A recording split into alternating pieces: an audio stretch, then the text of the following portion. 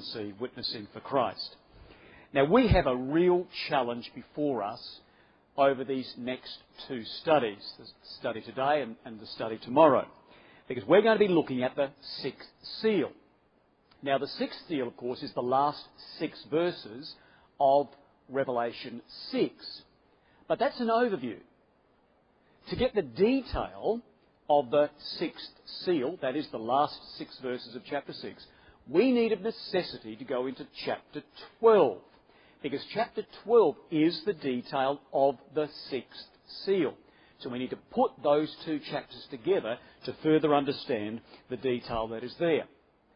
Now, as we put our toe this morning, and that's all we'll do, we'll put our toe into Revelation 12 this morning, and then tomorrow's study we're going to put both feet in chapter 12, and we're going to walk through chapter 12 and really unlock the significance of this pivotal chapter, the war in heaven, and Michael and his angels fought with the dragon, and a woman clothed with the sun, and all of those amazing symbolic statements that are written in chapter 12 for us. Now, when we do go into chapter 12, of course, one of the major centrepieces of chapter 12 is the great red dragon. But of course, in chapter 12, the dragon changes. So we don't have one dragon, we have 2. Now, we need to know why the dragon changes, how the dragon changes, and when the dragon changes. More about that a little later on. To add further challenge to chapter 12, we don't just have one woman, the woman clothed with the sun, the moon under her feet, around her head a garland of 12 stars. We don't just have that one woman. You see, in chapter 12, another woman appears and peels off from this woman who is clothed in the sun and has the moon under her feet. So another woman peels off and flees into the wilderness. So you've got 2 women. Or no, we haven't, because the woman that peels off and runs and flees into the wilderness is made up of 2 women. So we don't have 2 women in the apocalypse, we have 3. So when we go into chapter 12, 2 dragons and 3 women. And we need to uncover that and really open up this chapter. Now let's add further challenge to Revelation 12. 2 dragons, 3 women, and the verses do not run necessarily chronologically. So typically of the apocalypse, in chapter 12, we have a verse that thrusts us into the future and then brings us back and then shows us the detail as to how we got there in the first place. So the order of the day for today and tomorrow is coffee, coffee, coffee. All right? So make sure you have a super duper double strength, whatever you have in Texas with respect to coffee, so that we can get through these sessions without our heads spinning unnecessarily. All right. Now, where we've been, brothers and sisters, thus far, is we have been walking through these, first 5 seals. And we did open up our studies with the 84-year window of the bow benders as they went forth conquering and to conquer, bending their tongues and sending out the sweet words of the covenant of God, establishing a foothold in the, relatively peaceful arena of the pagan Roman Empire. But that peace, politically and militarily and economically, would not last, because the Roman Empire would be plummeted into 31 years of civil war. And those who boasted in the Pax Romana with themselves flashing those Machairas, those assassins' daggers, they would take away the peace from Rome. And rivers of blood through Rome, and 2,000 people a day perishing. Awful, awful bloodshed. And the empire would get worse as we moved into the 3rd seal, the Black Horse period, those 24 years of intense taxation and awful famine. But we were encouraged, because in the 3rd seal, the record says, and the judicial voice of taxation went out among the 4 living ones. And we were encouraged, therefore, that our brothers and sisters were all over the empire as a direct result of the bow bending of the 1st seal. What a wonderful encouragement that is, brothers and sisters. Well, it got worse. We then went from the Black Horse period, where we had awful taxation at the beginning with Caracalla, And then when Severus Alexander, the 17-year-old, came on the scene, he reduced taxation to 1/30th. Don't act unjustly by the oil and the wine. And that happened at the end of that 24-year period.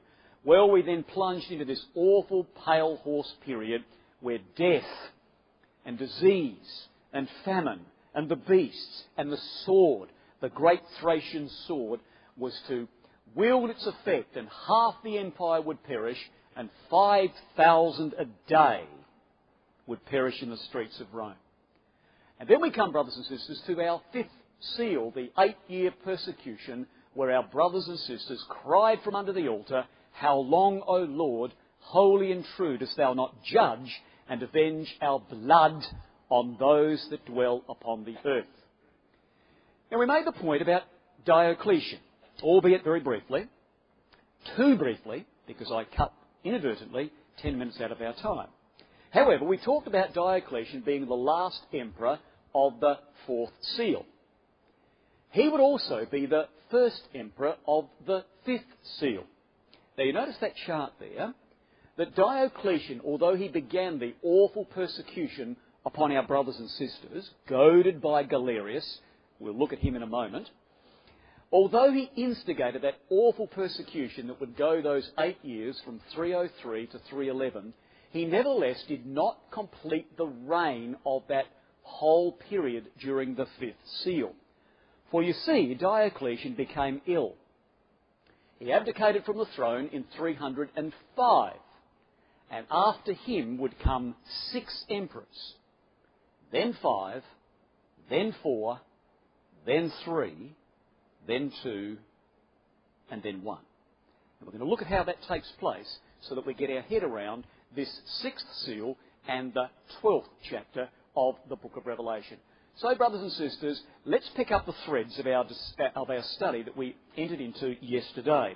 And we left the words of our brothers and sisters in verse 10, crying with a loud voice, saying, "How long, O Lord, holy and true, dost thou not judge and avenge our blood on them that dwell upon the earth?" And we made the point, very briefly, that they call God a despot. The only place where the Greek word despotes is used. Imagine calling God a despot. Why here? Why is it singled out in this particular text? Well, you see, brothers and sisters, it was there for a reason, to show a contrast with another despot, that man there, Diocletian. He was a despot to rival any despot that ever sat upon the throne. And Diocletian, brothers and sisters, was a man that was absolutely determined not to let a thug with a sword take his empire. He was absolutely determined that no rich man would come along and open his wallet and say, "I'm going to buy you out." He was determined that no crazed mob would storm his palace, and therefore he turned his palace into a city. And if you ever gained audience with this despot, brothers and sisters, not like other emperors before him who wore the lorette, this man wore the diadem. And he wore long, flowing robes. And when he walked through his palace, he walked like this. And when people looked at him, they said, "Is he Roman? He looks more like a Persian king." And that's the impact that he wanted to show others. And if you had opportunity to have audience with him, unlike other Roman emperors, where you'd come to your emperor, you go down on your knee, you'd thump your chest, you'd stand up, you'd look at your emperor as you step back. Not this man. If you gained audience with him, he would absolutely demand that you prostrate yourself 3 times on your face, flat before him. And when you got up, you dared not look him in the eye. He was a despot and demanded absolute subjection to him. And therefore the hubbub in the villages and in the provinces and in the marketplaces and at the stalls, the hubbub was, who is the true despot? The Lord God, holy and true, or Diocletian, unholy and untrue? And there were our brothers and sisters crying to God, their only true despot, crying to God to say, remove him. He's trying to take our hearts. He's trying to take our minds. But we will never leave you. We will never forsake you. You only are our true despot. You see why, brothers and sisters, that word is placed there? In comparison to this man, what an encouraging thing that our brothers had the faith and the courage to stand against that man. We don't know what it's like to live under rulership, despotic rulership like that. But they did. And therefore they cried, how long? And God said, you don't have to wait long. You don't have to wait long. The angels are moving. They're working frenetically on your behalf. And very soon there's going to be relief. And very soon that question is going to be answered. It will be answered only temporarily. The greatest answer is how long is going to be fulfilled, brothers and sisters, when you and I, as the sickles of Revelation 14, as the angels that go out of the temple of God, hearing the angel coming out of the altar saying, thrust in thy sickle, when you and I go forward as the sickles of God and reap the vintage of the earth, then that question will be answered in all its fulfilment. But for now, temporarily, our brothers and sisters would receive relief. And it would come, brothers and sisters, in this wise. Now, what I want to do to set the scene, to show you how our brothers and sisters experienced relief as a result of that cry, I want to just walk you through a little word picture of history for a minute or two. And just set the scene for launching in to the sixth seal. Well, there's Diocletian, the great despot, and we are 303 AD. Now, what happened, as we said before, brothers and sisters, when Diocletian abdicated in 305, there were 6 emperors ruling in his stead. Now, here are 5 of them on the screen. The first one, of course, is Constantius. He was the Augusti in the west. He was Constantine's father, pro-Christian. There was another emperor that was ruling in Rome. His name was Maxentius. He hated the Christians with a passion, and he was pro-pagan, very much pro-pagan. There was another Caesar over in the east. His name was Licinius, the brother-in-law to Constantine.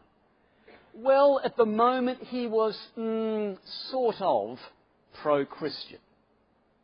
Well, let's say at the moment he was pro-Christian. He's going to change.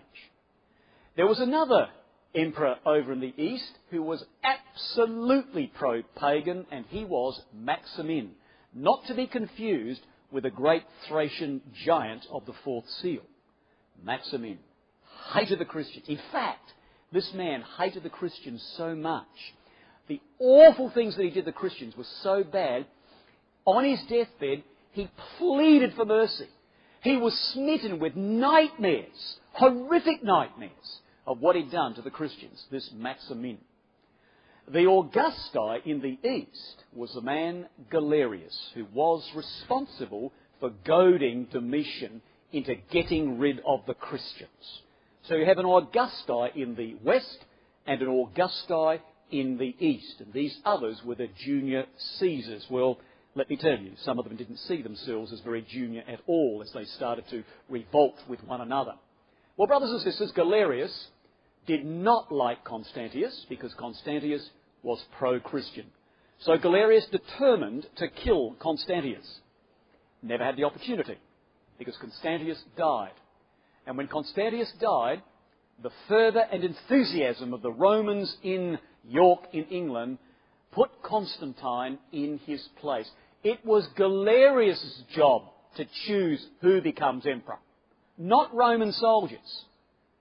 But in their violent enthusiasm, Constantine sent an apologetic letter to Galerius and said, look, I do know it's your job to nominate Caesars, but my men were so enthusiastic I had to go along with their request. So Galerius now thought, well, I couldn't get his dad, so I will destroy Constantine. And he determined to do that. But Galerius did not get his way because Galerius died. We're going from 6 to 5 to 3. For you see, brothers and sisters, the angels must work because there must be 3 emperors in the Roman Empire as we open up Revelation 12.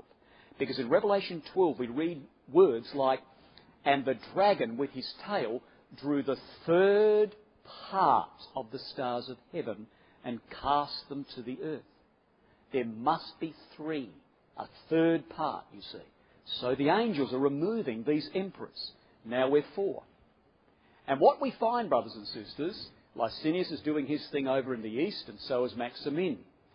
But Constantine now knew that if he did not defeat Maxentius in Rome, then Constantine's life was in jeopardy. So Constantine had to move with celerity, and he had to take Maxentius out before Maxentius moved his forces against him. And so down came Constantine into Rome. Well, he came to the Milvian Bridge, about 8 miles out of Rome, and the greatest battle of Constantine's life, where he defeated the pagan Maxentius, and now Constantine became the emperor of the West. He's still got to deal with Licinius and Maximin in the east. That will take place a little later. And pick that up, God willing, tomorrow in our studies. Constantine is in now Rome and ruling as the emperor of the West. It is now 312 AD. Our brothers and sisters in the 5th seal cried, "How long?" Now here's the answer. For you see, in 313, an edict was put forth, and it was between Constantine and Licinius. Both came together in this instance and drafted the Edict of Milan, which allowed religious toleration and freedom both to Christians and pagans alike. How long, O Lord, holy and true, dost thou not judge and avenge our blood on them that dwell upon the earth? There was, in measure, a token of that fulfilment. God had not forgotten them, nor had he abandoned them. That, brothers and sisters, sets the scene for the great political earthquake, the 6th seal, both the last 6 verses of chapter 6 and Revelation chapter 12. So, we now begin our journey through the 6th seal. AD 324. We're going to start our journey in AD 312 and move through to AD 324. And this would be the great earthquake that we have alluded to. Well, brothers and sisters, we pick up the record. Revelation 6. Just going to tap into Revelation 6, then move into Revelation 12. So we read in Revelation 6 and verse 12 through 14. And I beheld when he had opened the 6th seal, and lo, there was a great earthquake. And the sun became black as sackcloth of hair, and the moon became as blood.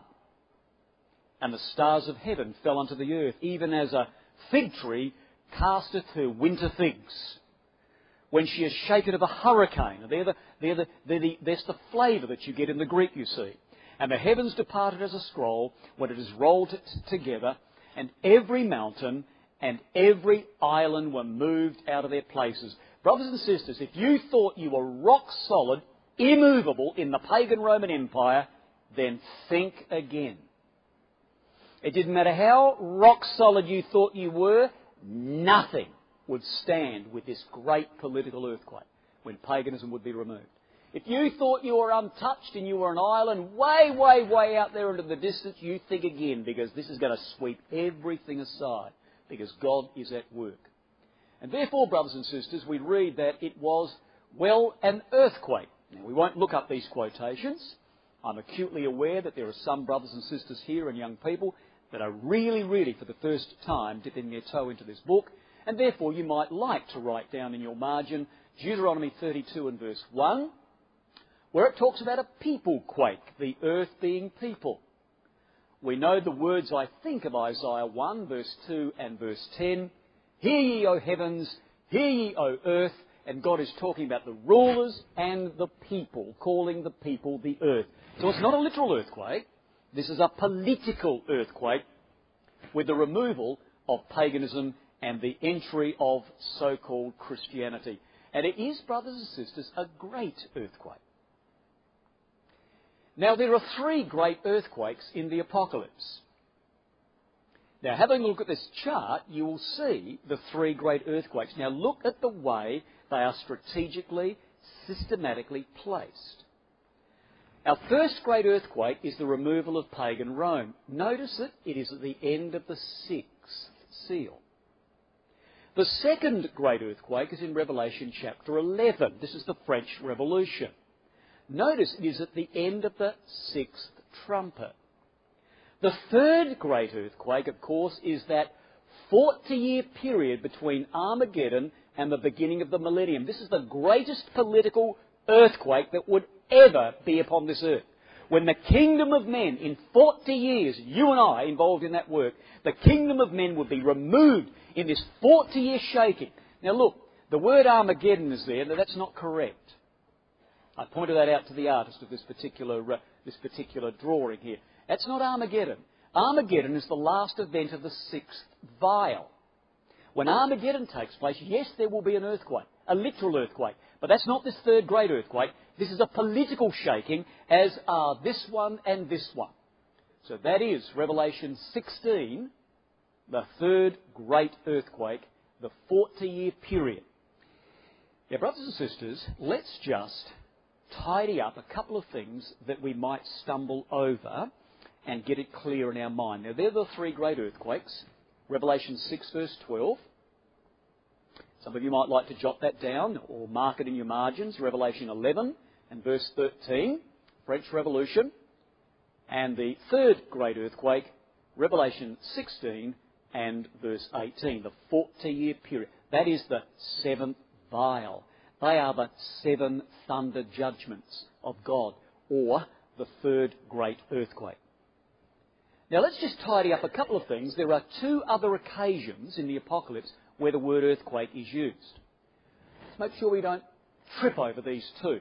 The only other two places where the word earthquake is mentioned is in Revelation 11 verse 19 and Revelation 8 and verse 5. Brothers and sisters, I want you to turn with me, if you will, to Revelation 11. I want to tidy this one up just in case we're not sure what this earthquake really is, because it doesn't say a great earthquake, you see. There are only three. So we have in Revelation chapter 11, and we're reading from verse 19. So in verse 19, Revelation 11 is a wonderful chapter. 1,500 years of history in this chapter alone. So Revelation 11 takes us through a sweep of history of nearly 1,500 years. Now we get to verse 19, Revelation 11. And the temple of God was opened in heaven. The temple of God, brothers and sisters, that's you and me. We are the temple of the living God. There we are, you and I. And we're in heaven. We're in the ruling powers of the political heavens of the world. This is Revelation 14 verse 1. This is the Lamb on Mount Zion with 144,000. So at the end of this chapter, the temple is open and it's in heaven. We are in glory, ruling. But the world is yet to be subdued. Armageddon is past. Now what do we read? And there was seen in his temple the ark of his covenant. There was seen in the saints the ark. Oh, brothers and sisters, look how this chapter opens up. In verse 1 of chapter 11 we read this. There was given me a reed like unto a rod. The angel stood saying, Rise, John, and measure the temple, the saints. Measure the saints of God with this chastening rod, this chastising rod. So our brothers and sisters who are called the temple here are going to be chastened or chastised for 42 months, this verse goes on to say. 42 months, 1,260 years of persecution our brothers and sisters are going to suffer. Note this, when the chapter opens with this awful, awful bell and alarm of persecution on our brothers and sisters, the temple, notice in verse 1, is associated with the altar. Sacrifice. So the brothers and sisters are going to be related to sacrifice as they live their life under awful persecution, trying to live godly in Christ Jesus. But the chapter ends not with the brothers and sisters associated with sacrifice. The chapter ends with the temple or the brothers and sisters associated with the ark. Immortality. Now there is an encouragement, brothers and sisters. Don't despair. We may undergo persecution, but don't despair. One day it will go from the altar to the ark. What a glorious thing. Well, here we are in verse 19, and here are the saints ruling in the political heavens, and then we read halfway through the verse, and there were lightnings, voices, and thunderings, and an earthquake. That earthquake there, post-Armageddon, post us ruling in Zion with the Lord Jesus Christ, that earthquake there is the same earthquake as the great earthquake in Revelation 16 and verse 18. It is the same earthquake. I want to make a note there in your margins. See Revelation 16 and verse 18. We're talking about exactly the same time period. But why is it not called great here? Why is it just called an earthquake? Well, brothers and sisters, one of the reasons for that is this. From verse 15 of chapter 11 through to verse 19, we're just given an overview of the seventh trumpet. It's just a broad brush overview, you see. And that's why the detail does not come out until we go to Revelation 16. Hence, in this broad brush little synopsis, it just mentions this earthquake as an earthquake. Alrighty?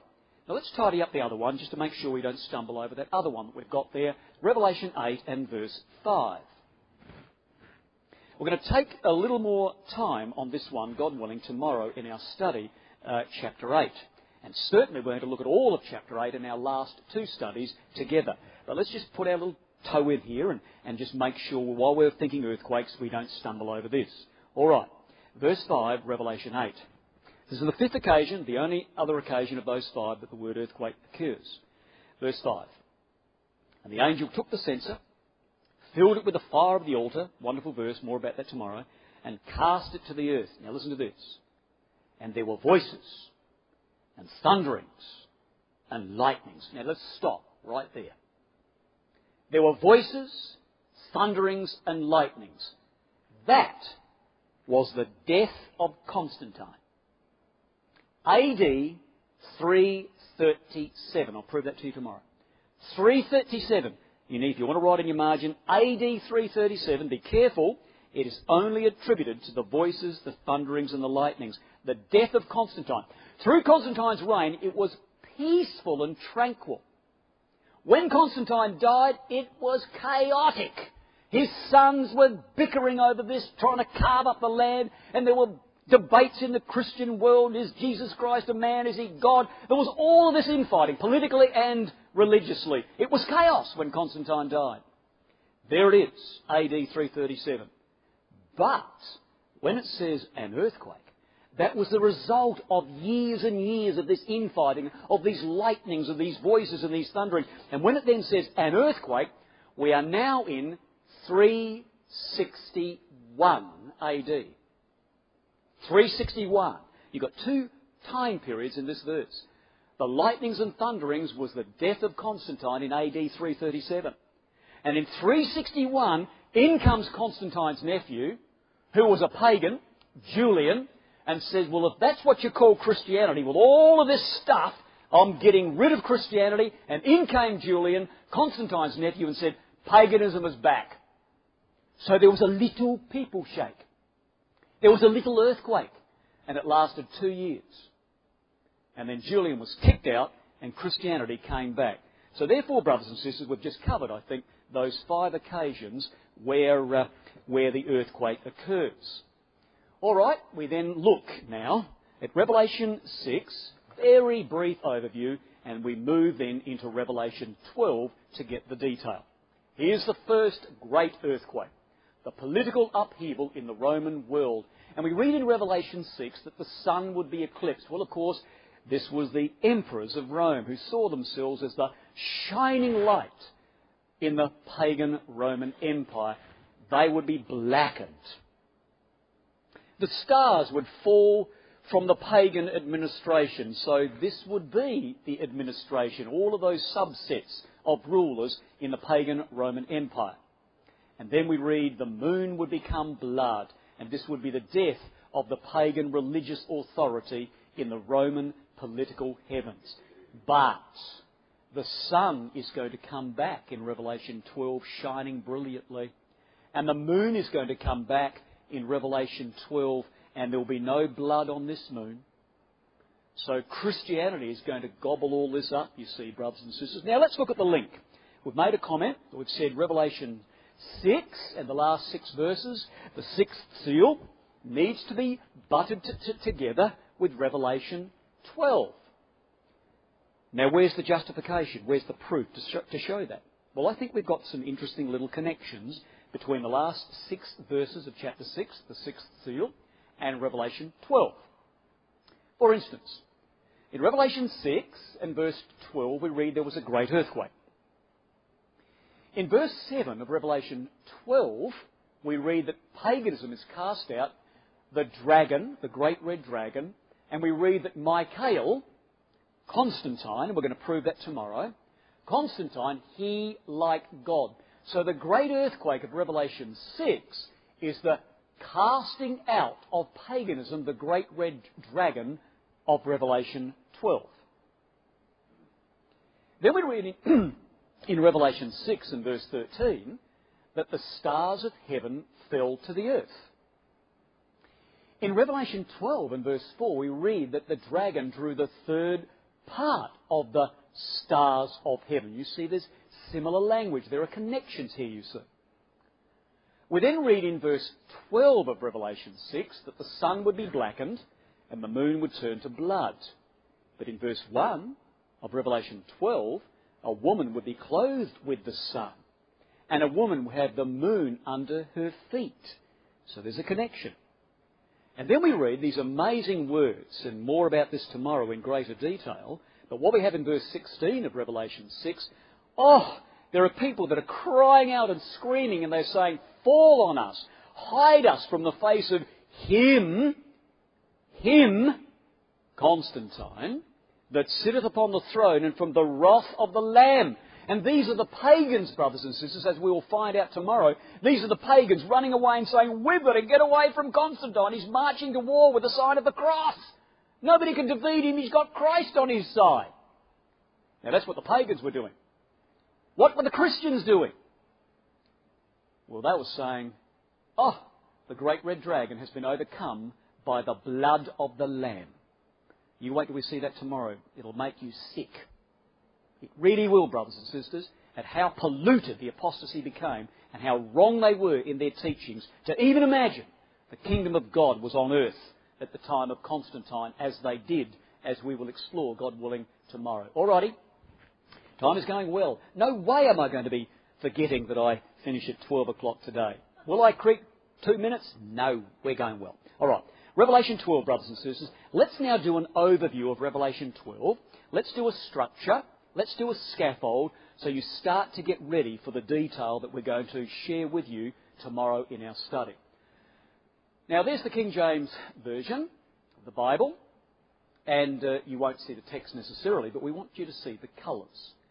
Now, where is the real thrust of this chapter? Well, it's there in verse 7. There was war in heaven. This is a war, not just one battle. This would be a series of battles that would span 12 years. As one after the other, the emperors just fight one another in the political heavens of the Roman world. There was war in the political heavens of Rome. Michael, Constantine, and his army fought against the dragon, and in this instance, which we'll show tomorrow, that dragon there, specifically, historically, that dragon there was Licinius, the brother-in-law to Constantine. So you could read, there was war in heaven. Constantine and his army fought against Licinius and his army. And Licinius fought and his army, and the great dragon was cast out, that old serpent. Now that's the main thrust of chapter 12. War for Rome, or in the political heavens. Now, brothers and sisters, there is the great red dragon, or one of the heads of the great red dragon. Now, what I've done is I've placed in the mouth of that great red dragon 3 Roman emperors who will in turn, historically, fulfill their role in Revelation 12. Galerius is going to have a part to play in this drama. you see what we're presented in Revelation 12 is a woman about to give birth to a child, and we have the great red dragon about to devour the child as soon as the child is born, detail of which will come tomorrow. But the dragon that's ready to devour the child, each of those three emperors play a part as the dragon ready to devour the child. Galerius will play his part, Maxentius will play his part, and Licinius will certainly play his part, in fact, the major part in this role. Having said that, you'll see that what I've got there on the screen, in red, we have got coloured in there, brothers and sisters, everywhere where the pagan Roman Empire is determined. Now, what I want to do, I want to really encourage you to do this. You don't have to, but if you don't, then you'll miss out on something. And if you do, then you'll be on my side. But I won't make you do it. But I'll stand here and watch. I'm going to give you 30 seconds, maybe 45 seconds. Please, if you haven't done this, get out a red colouring in pencil and colour that in. And the reason I want you to do that is because of this. The dragon changes. And if you read chapter 12 and you can't see the two different dragons, you're going to miss the point of the chapter. There's a Christian dragon and there is a pagan dragon. So we do need, brothers and sisters, to get that coloured in. And I'm going to spend 30 seconds. I've built this into the program this morning, so we do have time. So let's just kind of step back a little and get your colour pencils out. You're ready. If you haven't got one, throw it down to the next person. And let's colour it in. The great red dragon. There in verse 3. His tail in verse 4. This is paganism, you see. And the dragon there also in verse 4. And then when you come down to verse 7, you've got the dragon twice used. Paganism. You come down to verse 9, the great dragon. Still in verse 9, he, his, and him. And then you've got in verse 10, the accuser. Verse 12, the devil. Still in verse 12, he and he. And in verse 13, the dragon, he and he. Now, when Constantine takes the whole world in AD 324, he now becomes a Christian dragon. The man-child, Michael, the serpent at the end of verse 14, the serpent at the beginning of verse 15, the dragon, verse 16, the dragon in verse 17, and it even spills down into chapter 13, where the dragon, the Christian emperors in Constantinople, would give authority and power to the bishop in Rome. So the dragon in chapter 13 is the Christian emperor ruling in Constantinople. So that's really important to get that down, brothers and sisters. I'll just give you another couple of seconds. Really encourage you to do that. It will set the scene, particularly for tomorrow. All right, let's now move on. You'll get these slides, but if you've started that colouring in exercise, that'll be great for tomorrow. All right, brothers and sisters, Rome. Is this Rome? Can we prove it? Have you ever had an interested friend ask you, prove that Revelation 12 and these dragons is Rome? Prove it to me. Where would you go to prove that this is Rome? That the seven-headed dragon with 10 horns is Rome. Where would you go to prove that?